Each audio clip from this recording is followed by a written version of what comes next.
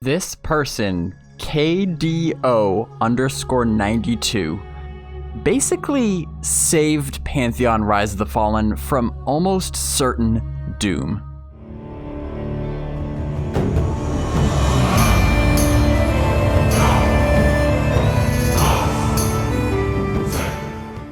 If you've been paying attention to Pantheon's development lately, you'll know that in last month's producer's letter, we learned a lot about the state of the game and what's been going on behind the scenes. Notably, the enormous refactor that the game's codebase has undergone. Now, if you haven't been paying attention to that, the video link in the upper right will get you up to speed because it's just really important that we all understand how that affects the project. In fact, I would even go as far to say that most of Pantheon's development moving forward probably won't make much sense unless you familiarized yourself with the October 2020 producer's letter. So make sure you do that.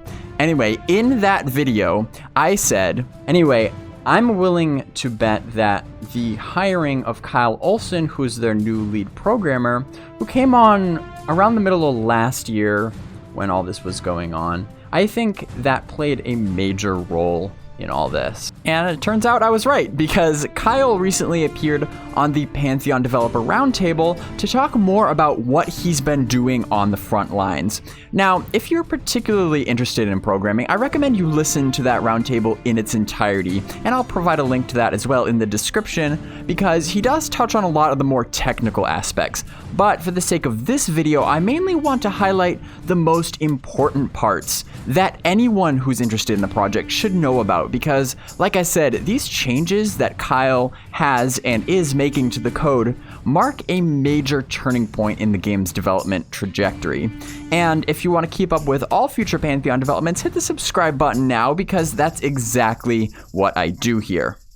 So first, let's talk a little bit about who Kyle is and what experience he has in game development that led him to this job. Well, Kyle previously worked as the lead programmer at Mako Labs, making virtual reality games.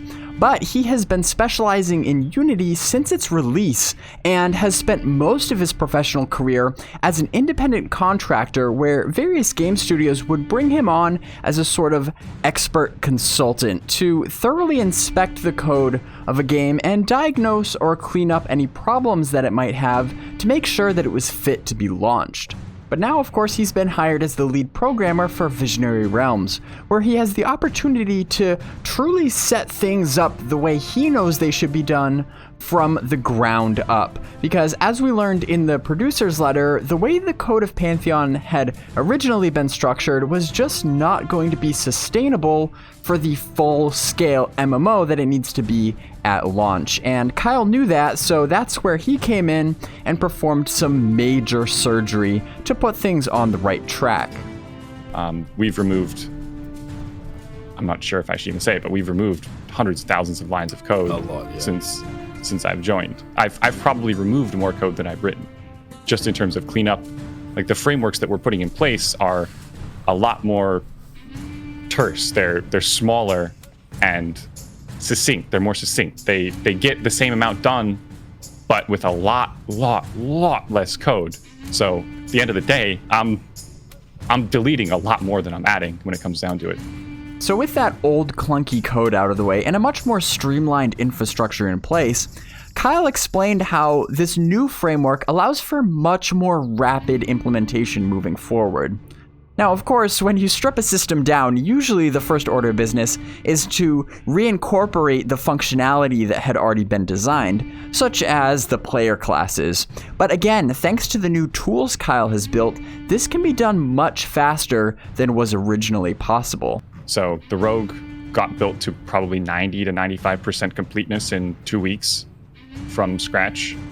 The Wizard is not as built up as the Rogue is yet, but it was even less time than that. We can get them online pretty quickly now. The ability system, the buff system, it's all node graphs. I actually didn't even know, but CP and Tyler put together a lot of the Wizard without me at all. They just used the tools that were there, and the Wizard appeared. It was kind of weird. That's not to say that we can whip out a class in 2 weeks, period. We had the Rogue dock done. We had a lot of the VFX done already.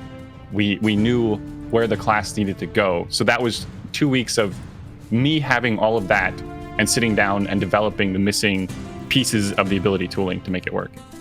But it's fast. And the more classes that we get in and the more abilities that we can do, the less intervention that I need to have when we add a new class, because we have that functionality done and the designers can just jump in there in the tools and start making new abilities. But that's actually not the only way Kyle has already had a big impact on the project in his relatively short amount of time here.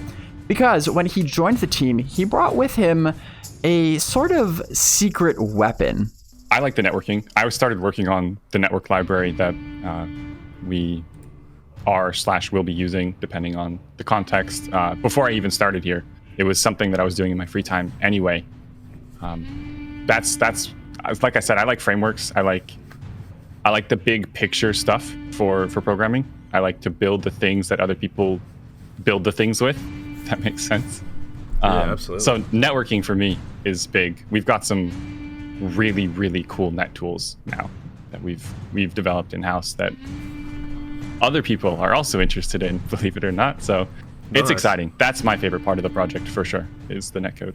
So apparently this guy just casually constructs network libraries in his free time. But that's really handy because now that he's joined Visionary Realms and they've collaborated on that, it's now something that VR has at their disposal. And actually, as we learned in Nathan Napalm's interview with Ben Dean, which came out soon after the producer's letter, the implementation of this network library is one of the last big pieces of the puzzle that needs to be put in before the game can be ready for, that's right, I'm gonna say it, I'm gonna say the A word, alpha. We still have to do a big amount of work on the network libraries. Now, we have that technology. In fact, it's incredible technology that people have been asking us about, like outside studios have been asking about licensing and that sort of thing, because we have some amazing tech that nobody else has access to, because it's homegrown. But all of that still has to be implemented, and we know that. So that's kind of our Achilles heel right now. If we had one, is that we know that we have to put the work into this network library, which handles stuff like, I'm using industry terms, but that's the kind of thing that is able to handle the server load. So there's a big chunk of that still needs to be done.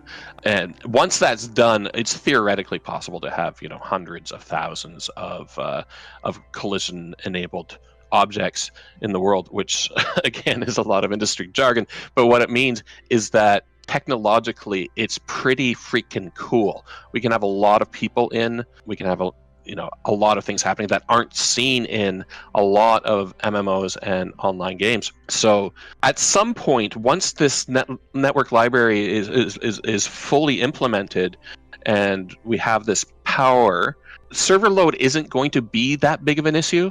It will still take some consideration, and there's a lot of variables to it, so I can't say it's not going to be a problem at all, but it's not going to be the kind of problem that it was even 5 years ago, and definitely not the kinds of problems I was facing 10 years ago or in some cases 20 years ago. Right. It's exciting tech. It's just we still have to get it implemented yet. It's pretty intriguing to me that they claim to have this proprietary netcode tech that is so good that they could potentially be able to license it out to other studios for a profit at some point. So we'll see if anything comes of that, but regardless, it sounds like thanks to Kyle's expertise, not only do they have a means to get to alpha, but it seems to be headed strongly in that direction, and that's really something to look forward to. Now, of course, while I do see a light at the end of this tunnel, there are still a few things that need to be cleared up about what other than the netcode is standing between where they are now and alpha. So I'm planning on going over more of what we know about that in one of my future videos, probably later this month. But until then, everybody, stay curious and adventure on.